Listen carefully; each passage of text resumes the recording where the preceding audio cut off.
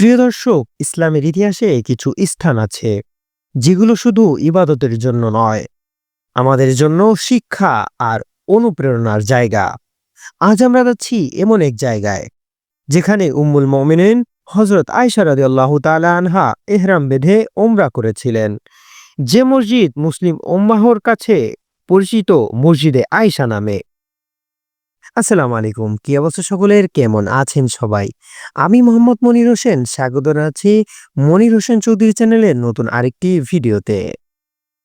প্রিয় দর্শক, আপনারা এখন যে জায়গাটি দেখতে পাচ্ছেন এটি হলো মসজিদে আয়েশা রাদিয়াল্লাহু তাআলা আনহা, যা মক্কার ঠিক উত্তরে তানঈম এলাকায় অবস্থিত। এখান থেকে হারাম শরীফ প্রায় 7 কিলোমিটার দূরে।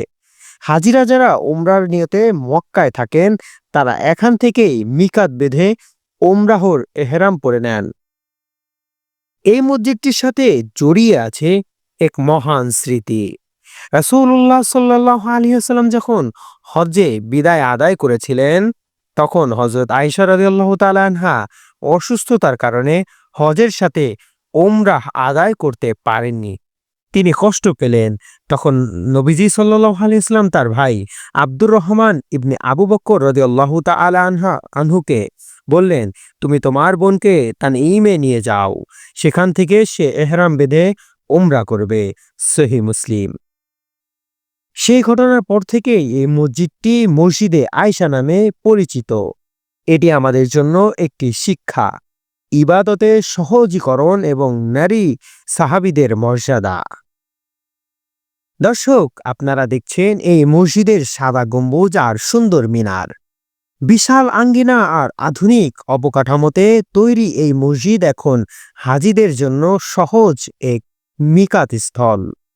এখানে আলাদা আলাদা জায়গা আছে নারী ও পুরুষ হাজিদের জন্য এহরাম পরার। চারপাশে দোকানপাট, অজুর স্থান আর পরিবেশ সবসময় হাজিদের সরব উপস্থিতিতে মুখরিত থাকে। এই মসজিদ আমাদের শেখায় ইবাদতে আল্লাহর রাসূল সাল্লাল্লাহু আলাইহি ওয়াসাল্লাম সবসময় সহজতা পছন্দ করতেন। এখানে আসলে মনে হয় উম্মুল মুমিনিন হযরত আয়েশা রাদিয়াল্লাহু তাআলা আনহার সেই ত্যাগ আর ইবাদতের আগ্রহ এখনো বেঁচে আছে। দর্শক, আজ আমরা দেখলাম মসজিদে আয়েশা রাদিয়াল্লাহু তাআলা আনহা, একটি স্থান যেখান থেকে লাখো হাজি ওমরা যাত্রা করেন।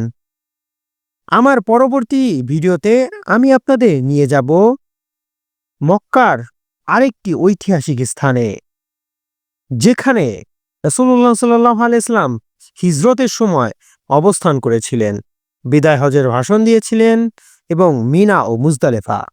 সেই ভিডিও থাকবে এর পরবর্তী ভিডিওতে। সেই ভিডিওটি দেখার জন্য আপনাদের সকলকে অনুরোধ রইল যে সকলে ভালো থাকবেন, সুস্থ থাকবেন, আমার জন্য দোয়া করবেন, পরবর্তী ভিডিওর জন্য অপেক্ষা করবেন। আসসালামু আলাইকুম ওয়া রাহমাতুল্লাহি ওয়া বারাকাতুহু। আল্লাহ হাফেজ।